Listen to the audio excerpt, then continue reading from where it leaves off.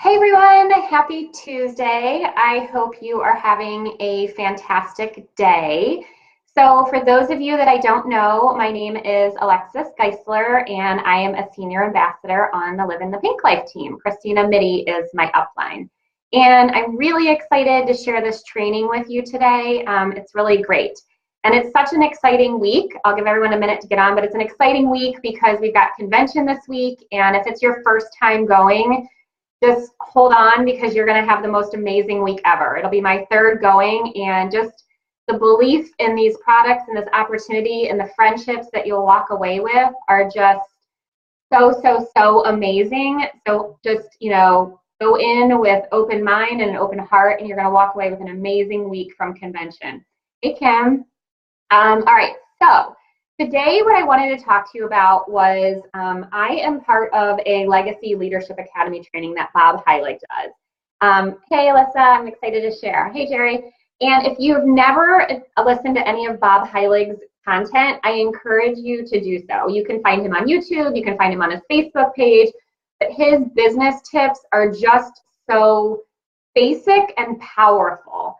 And one of the things we do in this group is there's a master class each month about different topics. And this month's master class was about productivity and time management. And I'm a type A person, and I'm a red personality if you do the color personalities. And so I don't normally think that time management productivity is something that I really need help with because I'm a super productive person. I'm always busy. But then he started talking about what it meant, and it was something I could so relate to. And it was, am I kind of crash landing into my day? Balance, work life and home life. Am I getting burnt out when I'm just working and working and working, and for whatever reason that month I'm not getting results? And so as he started to tick off the reasons why this mattered, I really felt like maybe this is something I can benefit from. And I loved it so much that I asked Alyssa last week, I was like, hey, can I share this with the group? Because I think it would be really beneficial. And she said yes. So I'm super excited to share. I'm going to talk to you about creating the ideal week. And I did put a file a few minutes ago in Live in the Pink Life. If it's something that you want to follow along with, it's just my ideal week that I created from the training after this. So you can reference it, but you can certainly go back and look at it later. So, one of the things that Bob talked about was if you've got poor time management and a lot of randomness in your activity throughout the day, it can really affect every area of your life, relationships, your business success, your health, all those different aspects that are important. And, it actually starts to slow down your team. So your momentum will slow down, and it creates this just extreme burnout and overwhelm. And so the idea of this process is to really eliminate the randomness and the stress and the burden. And one of the number one reasons people aren't successful in this business is because they get burnt out. They just feel like they're doing all of this work for nothing. And so that's what we're really going to focus in on today and determine what do you need to do to get those results in your personal and your business life. So there's two primary methods he covered. He talked about creating boundaries around your time and eliminating the randomness of your work. I'm going to really focus on the elimination of the randomness because that actually will naturally create the boundaries around your time. Jerry, I know it's hard. A lot of us get stuck in this time wasting continuum, and this is really going to help. So he talks about, some of the ways you want to eliminate randomness from your daily life are creating and scheduling business hours of operation, and this ideal week will help you clearly define that, and making sure that you've got a structure and a plan for prospecting and posting, and you're not just randomly throwing things out in the universe and hoping something sticks, but really being deliberate about the activity you take, and then focusing at least 80% of your business time when you do schedule that on income producing activities. And a lot of trainers tell you that. I mean, we've all said that, and it's just so true. And you'll see how impactful that can be and how easy you can actually find time to do that. So if you're someone that's like, well, I've got a job, I don't have time, I can't make time, I got a family, there's no time to work my business, it's absolutely untrue. There are so many pockets in the day, and planning this ideal week will really help you kind of figure that out. and he talks about the fact that you don't have to work harder, you just have to work less random. And once you've defined these priorities and you've defined the tasks to get you there, you actually will find that you will be able to say no to things that maybe were taking time away. So if me working on a charity event is not going to help me work my goals right now, I'm going to say no, and I've given myself that latitude to do so, because you know what, I've got these 3 priorities right now, and that's not one of them. So let's talk about what scheduling your week in advance looks like. And I'm going to go through the 4 sections, and then we're going to break these down. So to successfully schedule your week in advance, there's 4 areas that we're going to focus on. So 1, like I mentioned, clearly defining our priorities in life. And again, we'll go through all of these in detail. 2, defining what tasks we need to take to accomplish those priorities. So really honing in on what's going to help you reach those goals and those priorities. Creating this weekly ideal schedule. So we're going to go through, again, what I created. Yours will look probably very different. Doesn't matter. It's your schedule. That's going to include a morning ritual and a quitting. And then we're going to talk about why implementing this schedule with speed matters. So let's talk a little bit about defining your priorities. So in order to have a lifestyle that focuses on your priorities, you've got to actually define what your priorities are. And so, if you don't write them down, and we talk about this with goals, if you don't write things down, they don't happen. So you're going to write down 2 to 3 top priorities. I actually think this is an extremely hard exercise, because there's a lot of things that I am interested in and that I like and that matter to me. But you've got to pick the top 2 to 3 that matter the most. Like, these are the things that no matter what happens in your day, you're going to spend some time working on and developing. And then any other extra time you have, you can work on some of those other priorities. So, examples might be your spouse, your children, your faith, certainly your business.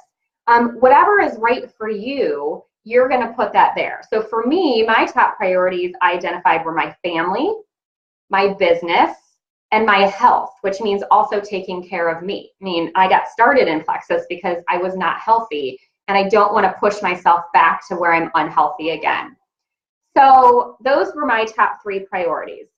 So once you've kind of defined them, again, this helps you say no to the things that aren't important. So if in my schedule, I don't have time that day to really go pay attention to myself, my business, and my family, I'm not going to take something else on. I am the queen of taking on too much. I mean, Hillary actually makes fun of me all the time when I'm like, I got to run here and I got to run there. And she's like, why are you doing so much? So it's helping me really pull back from some of those things. I'm very guilty of just taking on, because that's kind of who I am. I love to be busy. And I think the big part about the priorities that I want to remind people is they only have to make sense to you. So if there's something that is important, figure out why. So let's talk about our business as a priority, for example. There's a lot of people that don't understand why we're so passionate about network marketing and sharing these products. And a year and a half ago, I left a corporate job as a VP in advertising to work Plexus full time. I am sure people think I am off my rocker. There's people that support me, but there's a lot of people that probably silently think I'm crazy. I left a big job, but you know what? It wasn't fulfilling me, and I was stressed. It was making me sick, and I didn't have time for my family and the priorities in my life. So they don't need to know why it's a priority. I don't really care if they know why it's a priority or understand why it's a priority. All that matters is it's my priority, and it's going to be something that I put time and effort towards. So let's talk about, so once you've defined your priorities, there's going to be certain tasks, and he references it as your success list, that you are going to put into there. So now that you've identified 2 to 3 priorities, you need to identify 1 to 3 tasks within each of those areas that will make the most difference. So yes, in any given day, I could list 16 different things that are important for me to work on in my business. But those 16 things aren't really important, and probably a good 10 to 13 of those aren't going to make a significant difference and impact in my business bottom line. So it's really about what are those tasks. And you'll see kind of when I was doing my ideal week, on the right-hand side, I actually listed my priorities and the tasks that are the priority within those to get me to my goal. So for my business, for instance, my top 2 tasks are prospecting, and I listed the social media platforms, and figuring out a duplication system. Yes, Alyssa, prioritization is so important. So like, you know, I'm gonna focus on those things primarily because that's what I need to do to focus on my business. For my family, it's about actively engaging. I listed having meals together. Whatever your priority is, the point is decide on 1 to 3 tasks that you've got to accomplish each day that will move you one step forward to that end goal. And that's what you focus on. And if you get all those 3 tasks or however many tasks you have and your priorities done, then that's awesome. You've got time to go enjoy some life, or you've got time to do a few of those things that maybe weren't a priority but still matter to you. So for me, like volunteering is a huge part of my life. So I want to fit that in, but I want to make sure that I'm not doing it to the detriment of these other things. So let's talk a little bit about the next point, which was creating this ideal week. And at first, when Bob was talking about creating the ideal week, it actually made me really nervous. Like I got a lot of anxiety over it because I thought, well, not every day is the same, and I know I'm going to miss it, and what if I can't commit to it? And then I'm one of those like all or nothing people. So like the second I like fall off the rails, it will go out the window, and I'll just be back to like the randomness in my life. But Bob really talked about giving yourself the grace to know that, you know what, the majority of the days you probably will not follow the ideal week schedule. But having that schedule trains you and trains your brain to know what is your priority and what you need to get done. So for example, yesterday was a complete disaster. I was supposed to give this training, and my kid had an orthodontist appointment, and I had a doctor appointment, and just, you know, we had our day planned, and we're all getting ready for convention. And Sunday night, my daughter got a fever, 2 of our cats got sick, and I couldn't get the technology to work for this training. So basically, my entire day and my ideal schedule all went out the window, and I did none of it. I had to go to emergency doctor's appointments and vet's appointments, but you know what? Nobody, you know, it was fine. I made it through the day, but I'll tell you, now that I've got this ideal schedule and I had started working it last week, I went back to that feeling at the end of the day of like my day was totally random and I didn't get anything done. Actually let me kind of take a step back and say, you know what? Tomorrow's a new day, and I already have a plan for it because I know what I'm going to do when. And so it just kind of helped reground me. And that's the whole point. You're not probably going to follow an ideal schedule every week or every day, but you know what you need to accomplish so that with the time that you do have, you're making it work harder for you. And that is the whole point of this. Because, you know, one of the benefits of this business, and Alyssa had reminded me of this yesterday when I was like, I'm so sorry about the training, is it gives us this flexibility and time freedom and fun, and we're designing this life we want, so it shouldn't be so stressful all the time that it seems worse than the life we left. So, you know, he really talks about, and you know, I like this quote. He said, don't do everything you can do in a day. Instead, do everything you should do in a day. So I think it kind of helps you narrow it down.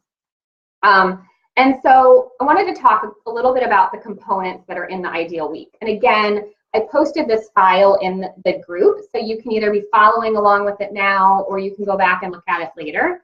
But he starts by talking about a morning ritual. And if you're somebody that has read The Miracle Morning, this is not going to be something that's foreign to you. You probably already have it. And he suggests that for at least the first 30 minutes of your day, you do not plug into your electronics. This is really hard to do. He actually suggests putting your phone on airplane mode the night before so that all those notifications and things don't even pop up. I'll tell you, I'm one of those people that rolls over, I turn off my alarm, and I'm like, all right, who messaged me? What's in there? What do I need to post? What do I need to do? And it kind of just like, it slows down my progress of my day, and it kind of starts me off on this like stressful foot.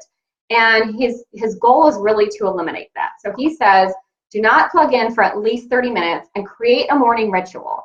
And don't hit snooze. You're 4 times more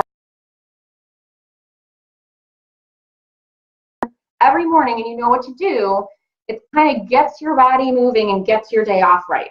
So in my morning ritual, again, this goes back to what are your priorities? My priorities were myself and my health, my business, and my family. So in my rituals, I'm really focusing on my family and my business and my health. And so what I put in there was, get up and check on the kids, make sure everybody's up and moving, especially in the school year. Do some stretching and strengthening just to kind of get my physical body moving. And then, either reading my Bible or my devotional or doing some meditation, just some kind of like grounding to get me started. This is a great time also to do your positive affirmations. Then you kind of get started. And my next one that I put in was breakfast and personal development, reading. So reading or listening to Audible or watching videos or whatever, doing something for your personal development is so critical. And I will be first to admit that I'm so guilty of it going to the bottom of the to-do list because I have 30 other things that need to get done. And it just seems like, oh, when I get these all done, I'll get that done. Well, I'm never going to get 30 things done in the day, so it never happens. So I actually reordered my schedule that while I'm eating breakfast and drinking my coffee, that's when I'm going to do my personal development reading. And I look forward to it. I mean, right now I'm listening and reading to Girl Wash Your Face, which Alyssa and a lot of other people have recommended.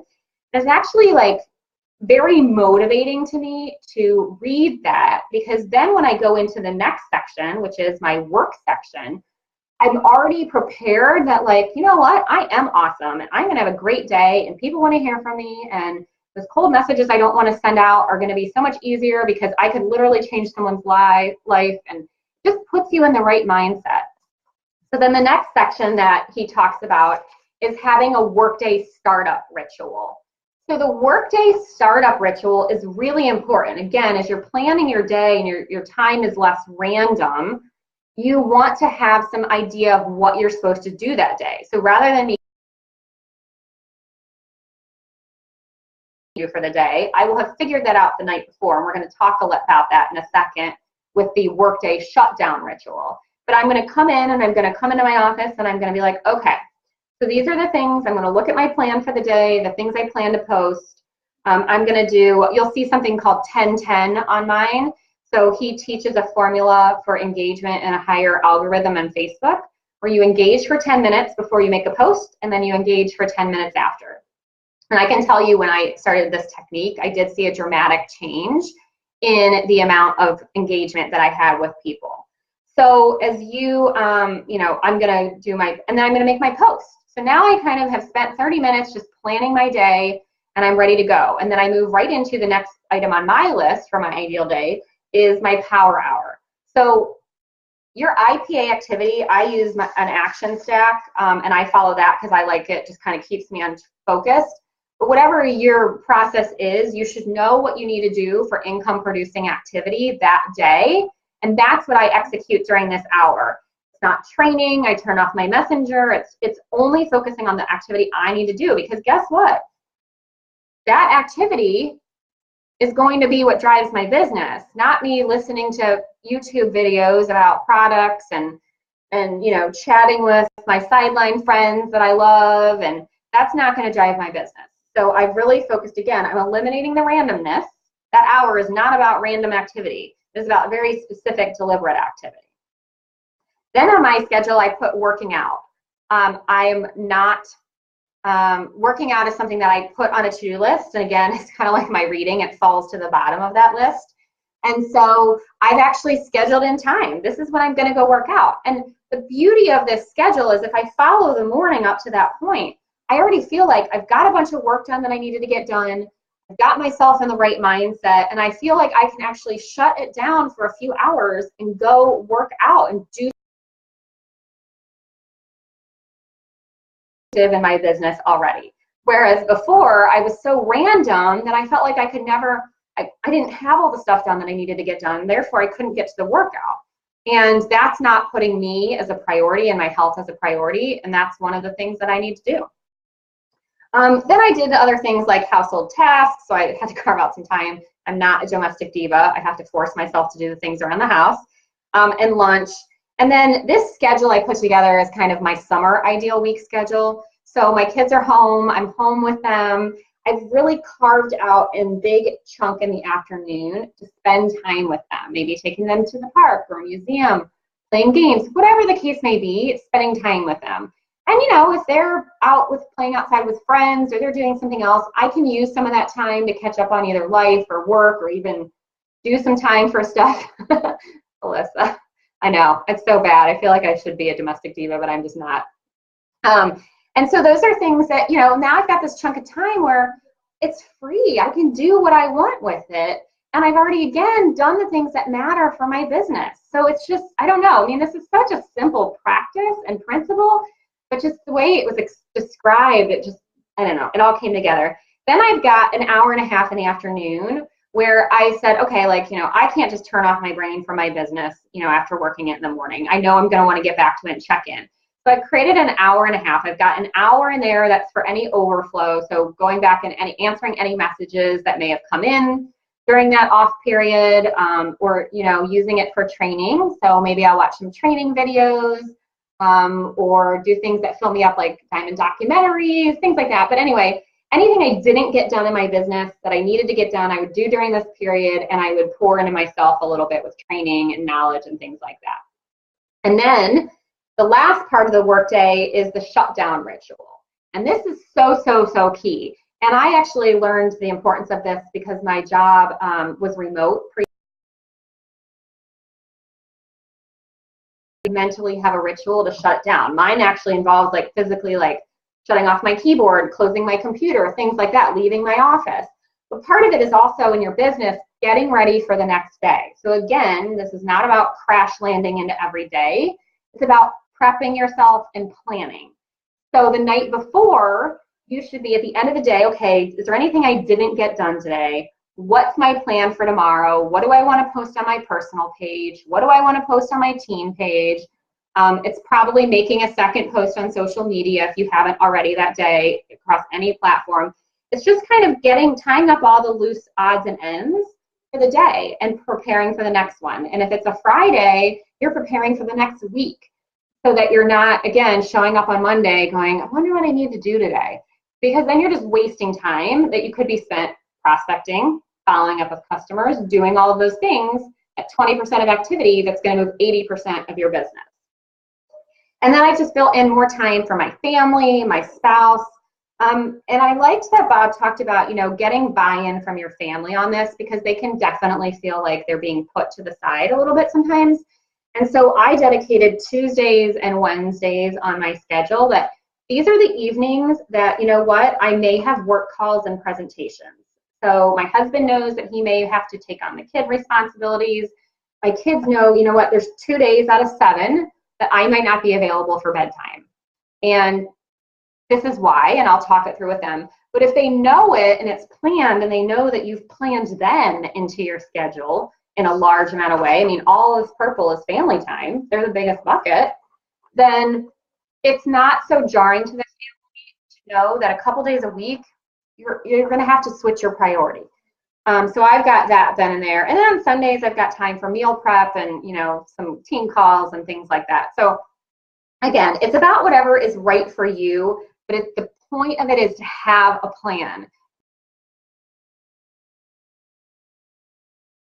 You're just going to get rid of the randomness. And I will tell you that when I did this activity and I started blocking out literally hour of the day and giving it a name, I actually was shocked how much time I had in the day to do things other than my business. And I could actually make these other things a priority and still do everything I needed to in my business. And so to me, that just was so eye-opening. So the last part he talked about is implementing it with speed. And this is really critical. And again, I'm a very type A red personality, so I always want things to be done the right way the first time. But it actually slows down your process and hurts you in the long run. So he always talks about just do things. So what? I mean, I've already changed this ideal schedule 3 times in the last 5 days since I made it. Okay, who cares? I am doing LinkedIn prospecting and I've watched his course and I'm like, what if I don't send the right messages the right way? And then it's going to screw it up. And I'm like such an all or nothing mentality. I'm like, you know what? who cares? There's literally billions of people in this world. So if I screw up messages to 5 of them, big deal. And you always have the benefit of going back and saying, you know what, I didn't know what I was doing and now I do. Can we start over? So the point is, with this schedule, with your business, with any part of your life, you just want to step in and take some kind of action and do something, because you know, action creates that clarity. And I can tell you that every time in my business it's been slow, I wasn't taking action in the days leading up to it. And taking some action is better than no action. I don't care if you work 15 minutes a day on your business. You can't work an hour on a Sunday and not go back and do anything until Friday. It does not work that way. So I think that putting this ideal schedule together is really going to help people figure it out. I know it's really made a huge difference. Create your day. I can answer any questions you may have. You know, you can shout them out in this thread. You can message me. But I hope you found that this training was valuable. I know it just was something that was so clear to me, and I just couldn't believe it. So I wanted to share it with you all. And I hope you all have a great day. And I can't wait to see so many of you in convention. See you all later.